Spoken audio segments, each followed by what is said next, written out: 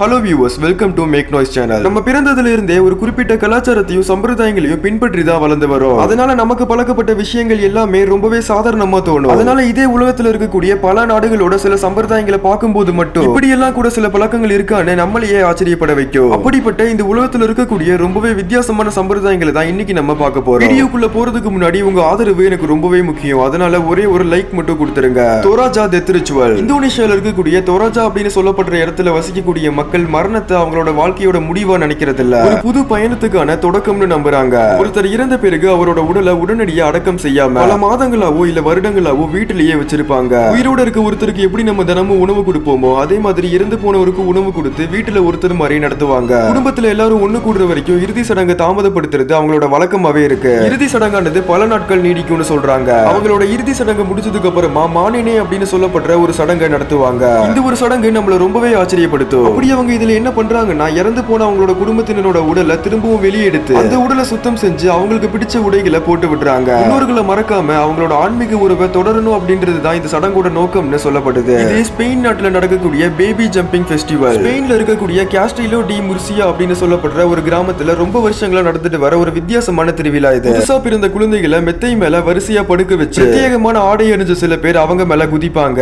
இந்த ஒரு சடங்கு குழந்தைகளை துரதிருஷ்ட சக்திகள் கிட்ட இருந்தும் தீய சக்தி கிட்ட இருந்தும் பாதுகாக்கிறதா நம்பப்படுது. அப்படி குதிக்கிறவங்க சிவப்பு அப்புறம் மஞ்சள் நிற உடைகளை போட்டுட்டு தீமையை குறிக்கிற ஒரு கதாபாத்திரமா நடிக்கிறாங்க. இந்த ஒரு திருவிழாவை நூற்றுக்கணக்கான உள்ளூர் மக்கள்ல இருந்து வெளிநாட்டுல இருந்து வரக்கூடிய சுற்றுலா பயணிகளும் பாக்குறதுக்காக வராங்க. இந்த ஒரு சடங்கு பல வருஷங்களாவே நடந்துகிட்டு இருக்கு. ஆனா குழந்தைகளோட பாதுகாப்புக்கு முக்கியத்துவம் கொடுத்து ரொம்பவே கவனமா நடத்துறாங்க. மத நம்பிக்கையும் உள்ளூர் பாரம்பரியமும் இணைஞ்ச இந்த ஒரு திருவிழா அந்த கிராமத்தோட அடையாளங்கள்ல ஒன்னா இருக்கு.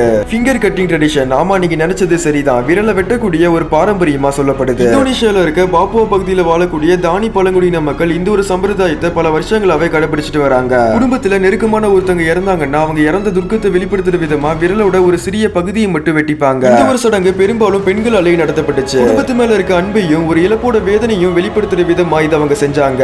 விரலை வெட்டுறதுக்கு முன்னாடி ரத்த ஓட்டம் குறையிற மாதிரி நல்லா இறுக்கமா கட்டிப்பாங்க. அப்புறம் அவங்க பாரம்பரியமான முறையை பயன்படுத்தி அந்த நுனி பகுதியை வெளியேற்றுவாங்க. வெட்டப்பட்ட விரல் இறந்து போன அந்த ஒரு நபரை வாழ்நாள் முடிவு வரைக்கும் நினைவுபடுத்துற ஒரு அடையாளமா இருக்கும். அந்த ஒரு கிராமத்துல இருக்கக்கூடிய ஒரே குடும்பத்துல பல மரணங்கள் ஏற்பட்டிருந்துச்சு அப்படின்னா சிலரோட கைகள்ல ஒன்றுக்கும் மேற்பட்ட விரல் இல்லாம இருக்கிறத நம்மளால பார்க்க முடியும். மனித உரிமைகள் அப்புறம் உடல் பாதுகாப்பு பத்தின விழிப்புணர்வுகள் அதிகரிச்சனால இந்த ஒரு சம்பிரதாயத்தை இந்தோனேஷியா அரசு முழுமையா தடை செஞ்சுட்டாங்க. இது இந்த உலகத்திலேயே வழி நிறைஞ்ச சம்பிரதாயங்கள்ல ஒண்ணுன்னு சொல்லப்படுது. Bullet and initiation. பிரேசில்ல இருக்கக்கூடிய அமேசான் காடுகள்ல வாழ்ற சத்திரே மாவே அப்படின்னு சொல்லப்படுற பழங்குடியின மக்கள் இந்த ஒரு சம்பிரதாயத்தை பல நூற்றாண்டுகளாவே பின்பற்றிட்டு வராங்க. ஒரு ஆண் குழந்தை தான் வயசுக்கு வந்ததை நிரூபிக்கணும் அப்படின்னா இந்த உலகத்திலேயே அதிகப்படியான வழியை தரக்கூடிய புல்லட் அண்ட் அப்படின்னு சொல்லப்படுற எறும்புகளால நிறைஞ்ச ஒரு கையுறைய போட்டுக்கணும். இந்த எறும்புகள் நம்ம உடலை கொட்டும் போது ஒரு துப்பாக்கி குண்டு பாஞ்சா எந்த அளவுக்கு வலிக்குமோ அதே அளவு வலி இந்த எறும்பு நம்மள கொட்டும் போதும் இருக்கும். அதனாலதான் இதுக்கு புல்லட் ஆண்ட்ங்கிற பேரை வச்சிருக்காங்க. அப்படிப்பட்ட கொடூரமான எறும்புகள் நிறைஞ்சிருக்க அந்த ஒரு கையுறைய சுமார் 10 நிமிடங்கள் போட்டே இருக்கணும். அப்படி போடும்போது கடுமையான வலி, நடுக்கம், தசை பலவீனம் கூட ஏற்படலாம். இந்த ஒரு சடங்கை ஒரு முறை இல்ல பல வாட்டி வெற்றிகரமா முடிச்சாதான் அந்த ஒரு குழந்தை ஆண்மகனாவே ஏற்றுக்கொள்ளப்படுவான்னு சொல்லப்படுது. இந்த ஒரு சம்பிரதாயத்தை துணிச்சல், மன உறுதி, பொறுமையோட அடையாளமா அந்த பழங்குடியின மக்கள் மதிக்கிறாங்க. உலகத்துல இருக்க பல ஆய்வாளர்களும் சுற்றுலா பயணிகளும் இந்த ஒரு அரிய வகையான பாரம்பரியத்தை தெரிஞ்சுக்கிறதுக்காக அமேசான் பகுதிக்கு வராங்க. உலகம் எவ்வளவு நவீனமா மாறினாலும் கூட அங்க இருக்க பழங்குடியின மக்கள் அவங்களோட அடையாளமா இருக்கக்கூடிய இந்த ஒரு பாரம்பரியத்தையும் சம்பிரதாயத்தையும் தொடர்ந்து செஞ்சுக்கிட்டு இருக்காங்க.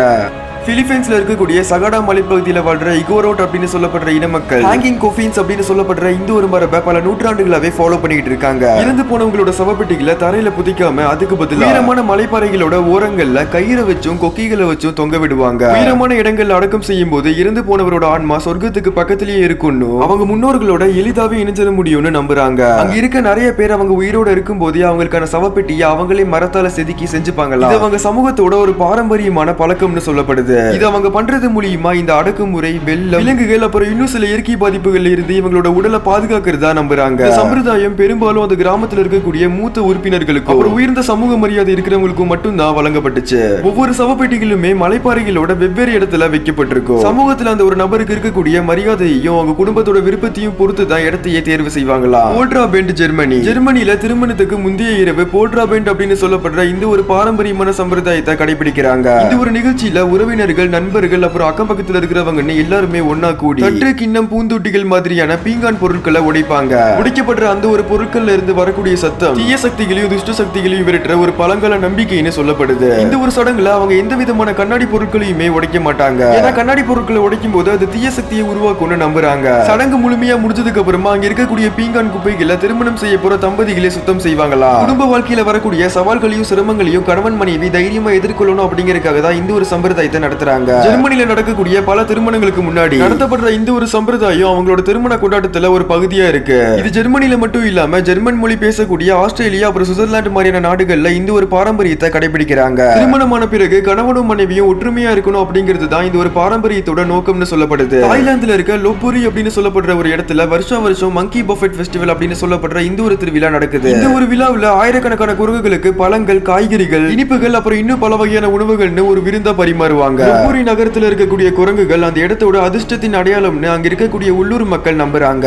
இந்த ஒரு திருவிழாவுல சுமார் 2 டன் அளவுக்கு குரங்குகளுக்காக அவங்க உணவுகளை ஏற்பாடு செய்யறாங்கன்னு சொல்லப்படுது. அங்க இருக்கக்கூடிய குரங்குகள் சுதந்திரமா அந்த உணவை சாப்பிடுறத பாக்குறதுக்காக உலகத்தோட பல நாடுகள்ல இருந்து சுற்றுலா பயணிகள் வராங்க. இந்த ஒரு திருவிழா ஒரு கொண்டாட்டமா மட்டும் இல்லாம சுற்றுலாவை வளர்க்கறதுக்கும் அந்த ஒரு நகரத்தோட பொருளாதாரத்தை மேம்படுத்துறதுக்கும் ஒரு முக்கிய பங்கா இருக்கு. இந்த ஒரு திருவிழா முதல்ல 1989 தான் தொடங்கப்பட்டிருக்கு. குரங்குகளுக்கும் மனிதர்களுக்கும் நடுவுல இருக்க ஒற்றுமையை தான் இது காட்டுது. ஜப்பான்ல இருக்கக்கூடிய கவாசாகி நகரத்துல நடக்கிற கண்ணமாரா ஃபெஸ்டிவல் அப்படின்னு சொல்லப்படுற இந்த ஒரு திருவிழா உலகத்தோட ரொம்பவே வித்தியாசமான சம்பிரதாயங்கள்ல ஒன்னா இருக்கு. இந்த ஒரு திருவிழா பல நூற்றாண்டுகளுக்கு முன்னாடியே தொடங்கிட்டதா சொல்லப்படுது. இதோட முக்கியமான நோக்கமா ஆரோக்கியம் அப்புறம் பாதுகாப்புன்னு சொல்றாங்க. பழங்காலத்துல பாலியல் தொடர்பான நோய்கள் இருந்து பாதுகாப்பு கிடைக்கிறதுக்காகவும் குழந்தை இல்லாதவங்களுக்கு குழந்தை பாக்கியம் கிடைக்கணும் அப்படின்றதுக்காகவும் இந்த ஒரு விழாவை கடைபிடிச்சிட்டு வராங்க. முக்கியமா இவங்க இந்த திருவிழாவை HIV நோய்க்கான ஒரு விழிப்புணர்வா தான் பாக்குறாங்க. இந்த திருவிழால இருந்து கிடைக்கக்கூடிய ஒரு பகுதியை மட்டும் HIV ஆராய்ச்சிக்காக இவங்க கொடுத்துருவாங்க. இது கேட்கறதுக்கு அவ்வளவு வித்தியாசமா இல்லைனாலும் கூட HIVக்காக ஒரு சின்ன விழிப்புணர்வா மட்டும் இல்லாம அது ஒரு திருவிழாவை கொண்டாடுறது வித்தியாசமா தான் பார்க்கப்படுது. சைனால நடக்கக்கூடிய ரொம்பவே வித்தியாசமான கொடுமையான இந்த ஃபுட் பைண்டிங் கலாச்சாரம் பழமையான சைனாவுல பெண்களோட கால்களை சிறியதா மாத்தணும் அப்படிங்கிற ஒரு வித்தியாசமான பழக்கம் இருந்துச்சு. சின்ன வயசுலயே பெண்களோட கால்களை கயிறால இறுக்கமா கட்டி வளர்ச்சியை தடுத்து நிறுத்த முயற்சி செய்வாங்க.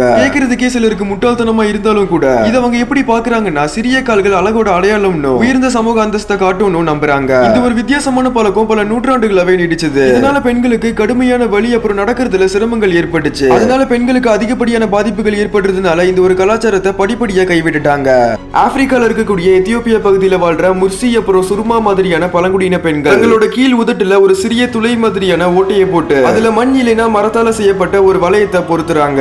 ஆரம்பத்துல ஒரு சின்ன வளையத்தை தான் போடுவாங்க. ஆனா காலப்போக்குல பெரிய வளையங்களுக்கு ஏத்த மாதிரி உதட்ட விரிவுபடுத்திப்பாங்க. இதை பார்க்கும்போது நமக்கு ரொம்ப வலி நிறைஞ்ச மாதிரியும் வித்தியாசமாவும் இருக்கலாம். ஆனா அந்த சமூகத்துல இது அழகோட அடையாளமாவும் பெண்கள் வயசுக்கு வந்ததுக்கான ஒரு முக்கிய நிகழ்வாகவும் பாக்குறாங்க. ரொம்ப வருஷமாவே அங்க இருக்க பழங்குடியின மக்கள் பெரிய வளையங்களை போட்டுக்கிட்டா அதிகமான வரதட்சணை கிடைக்கும்னு நம்பினாங்க. பல பழக்க வழக்கங்களை ஒப்பிடும் போது இது அவ்வளவு சுலபம் கிடையாது. ஏன்னா சின்ன வளையங்கள் ஆரம்பிச்சு பெரிய வளையங்கள் வரைக்கும் பல வருஷங்கள் போடும்போது இது ஒரு மாற்றம் ஏற்படுறதுனால சாப்பிடுறதுலயும் பேசுறதுலயும் சிரமம் ஏற்படலாம். அதனாலதான் இது இந்த உலகத்தோட ரொம்பவே வித்தியாசமான சம்பிரதாயங்கள்ல ஒன்னா இருக்கு.